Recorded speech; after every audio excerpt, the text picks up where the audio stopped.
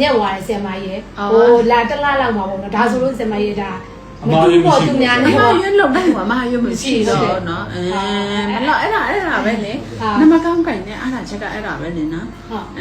ကိုဒီနံပါတ်ကိုကင်လိုက်တယ်ရှစ်ရှစ်အတွဲတော့ပါတယ်တာပြီမေကိုကကြီးမားတဲ့အခွင့်အလမ်းကိုရစေမှာမလို့နော်ကြီးမားတဲ့အခွင့်အလမ်းကိုရစေမှာဆိုအခုမြေကွက်တစ်ကွက်ဝယ်လိုက်တယ်ဆိုတလပဲလားဟလားဟုတ်တလမှာကျွန်တော်150လား150ဆယ်ရင်ချတဲ့အချိန်မှာ150လာအမြက်ပြီးခြေလားဆယ်ရင်ချရုံရှိသေးတယ်150အမြက်ကတန်းရပြီ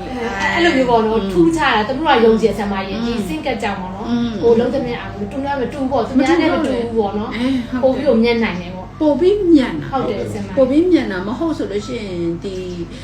လို150အကျိုးမြတ်ရဖို့ဆိုကိုယ့်ရဲ့လောက်အားနဲ့ဆိုဘယ်လောက်စောက်ပါလဲဆံမဟုတ်တယ်ဘယ်နှစ်လောက်ရမှာနော်ဒါပေမဲ့ဒီနမကင်တော့ကိုမထင်ဘူးလေဟုတ်တယ်မထင်နဲ့အလောက်ကင်နဲ့ကိုလောက်ခွင့်ရတယ်မမျော်လင့်တဲ့အခွင့်အလမ်းတွေရတယ်ဆံမဟုတ်လောက်ကင်နဲ့ဖြစ်တယ်ဟုတ်တယ်